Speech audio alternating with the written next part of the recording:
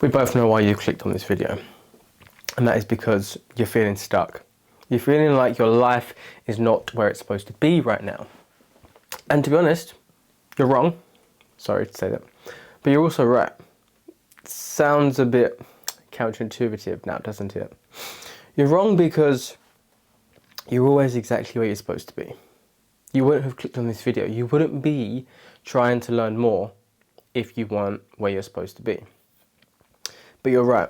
If you would have changed some of your habits, if you would have supposedly, killed your old self, you would be where you want to be right now. But you're not. And that's why we're here. I am by no means an expert in your life, okay? I'm an expert in mine, but not in yours. So I can't tell you exactly what to do, but I can give you a brief roadmap and you can make your own path, which is what you need to do anyways. Firstly, okay, the first thing that shapes who you are is your environment. It doesn't matter whether it's your hometown, if you haven't left your hometown, whether it's, your bedroom, whether it's your house, whether it's your office, your workplace, your environment shapes you. And once you've become molded by your environment, you tend to stay there and it's very difficult to break free from that mold. So the first thing you need to do is change your environment. That could be, if you have a desk job and your office cubicle is a bit of a mess, it could be, tidy up a little bit of your cubicle. It could be, I don't know how you can redecorate a cubicle, but it could be redecorate a cubicle, put some nice pictures in, maybe even a picture or some affirmations of where you want to be. Add them onto your computer screen, add them somewhere. Whether it's just your job in general and you want to change your job, that's a very valid option. It could just be clean your house.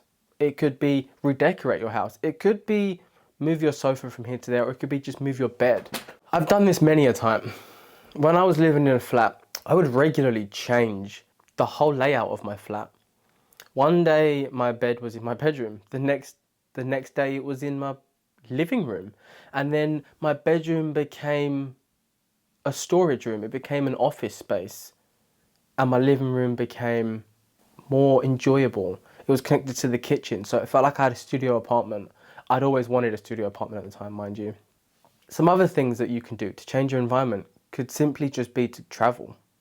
If you haven't left home yet, go traveling. Honestly, it'll be the best thing you'll do. Go traveling, whether it's with a friend or by yourself. Go to a new country that you've not been to before. Or even go to a country you have been to before, but explore. Go somewhere in that country you haven't been. It might be France. I know a lot of people here in England, we like to travel to France. We like to travel to Spain because they're very close. We can get there within an hour and a half. And they're also usually quite cheap. You can drive to France from the UK. You can also drive to Spain, but it's a different story. So it might just be a matter of you've been with your family, you've driven down to France and you've spent time in France with your family. Do it by yourself. Explore. Become a person you never thought you could be. And with that being said, you need to refine who your people are. Because sometimes the people who you surround yourself with are the people that are holding you, the people that are keeping you trapped.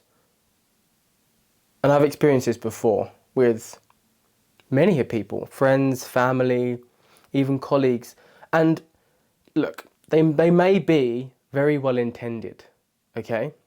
Especially if it's your friends and family. They want what is best for you. They love you. You love them. But sometimes they don't understand the vision that you have.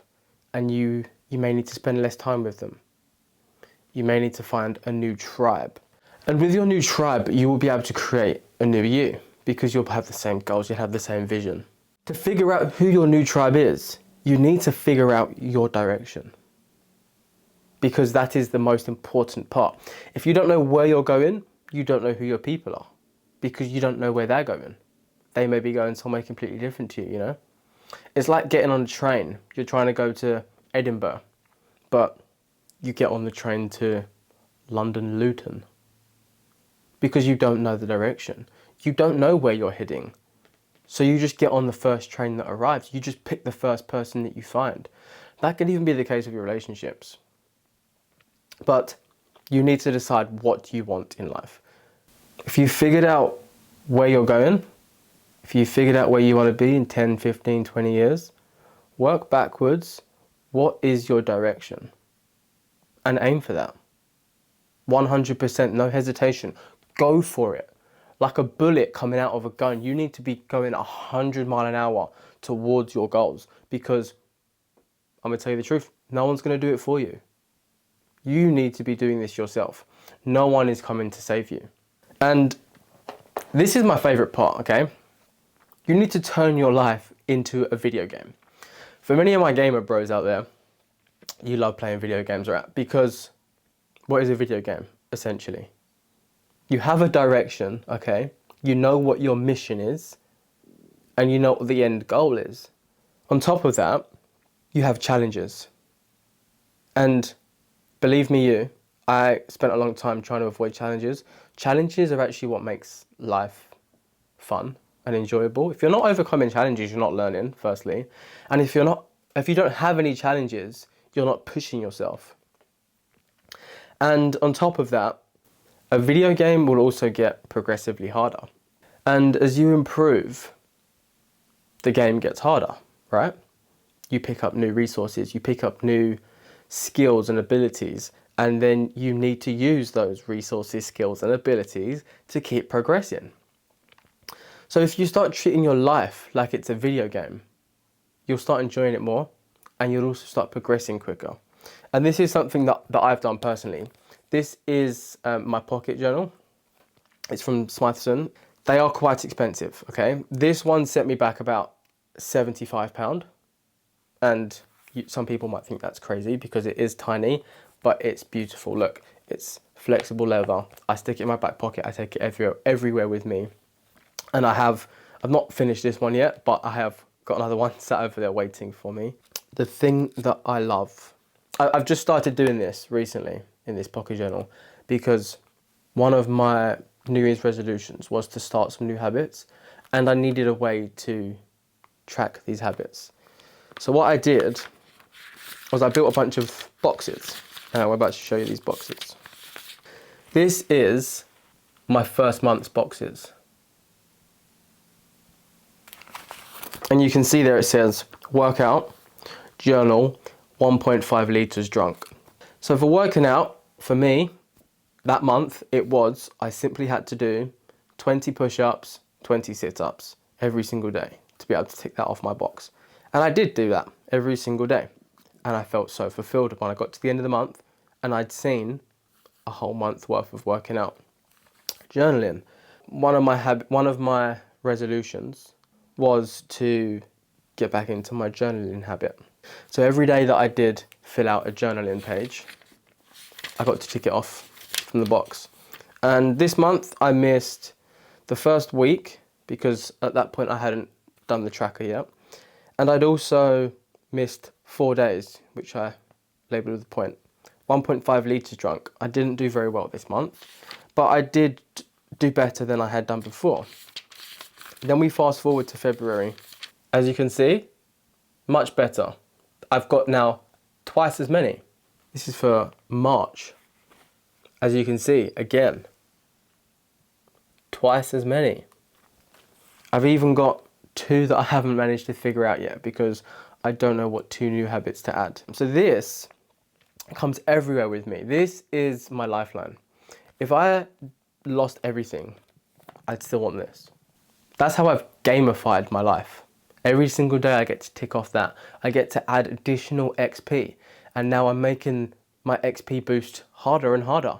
So now I have to do more things per day to get that XP boost. But it still works. I'm building a new life. With new habits being mentioned, you need to cut out the shit, okay? And that can be your bad habits.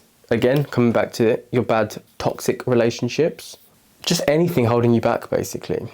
You can't just remove your habits, okay? Because once you have a void, it will tend to be filled. So you need to replace your habits, which is why I started my habit tracker. Instead of saying, I'm going to stop eating sweets, you need to say, I'm going to choose to eat fruit over sweets. Your habit should be to eat healthier, not to stop eating bad. Your habit needs to be going to the gym instead of stop being lazy, you know? You need to recreate the frame from a negative to a positive, and you need to replace habits, not just get rid of them. And the last thing is, you need to be super obsessed with your mission. You've already figured out your direction. So that goes hand in hand with your mission, because your mission is the end. Direction is towards the mission. If you're not obsessed, you're never going to get it. Obsession beats talent every single time. If there is a stupid person who still tries every single day, he will beat the genius who only tries once a week, maybe once a month, kind of doesn't really want to do it, but he'll do it anyway. Like, he'll do it begrudgingly. As opposed to someone who's like, I am doing this because I love it and it's what I want to do. It's going to get me to where I need to be. I'm going to keep going. There is no amount of barriers you can put in front of that person that will stop him. He will blow through it. He will blow through every single barrier you put in front of him because he's obsessed. The only thing that matters to him is getting that one thing. And that, my friends, is in a very long way how you guys need to kill your old self and become the new you.